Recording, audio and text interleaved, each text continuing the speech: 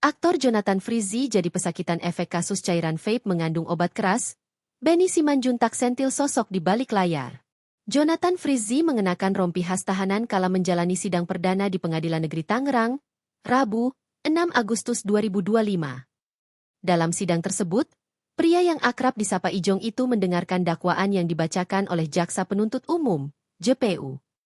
Selain didampingi kuasa hukum, nampak pula sejumlah orang terdekat hadir termasuk paman Ijong, Benny Simanjuntak. Ia jadi salah satu orang yang turut terpukul atas kondisi yang dialami Ijong saat ini. Di sisi lain, Benny punya pandangan sendiri atas kasus yang menjerat sang ponakan. Benny meyakini, sebenarnya Ijong telah dijebak.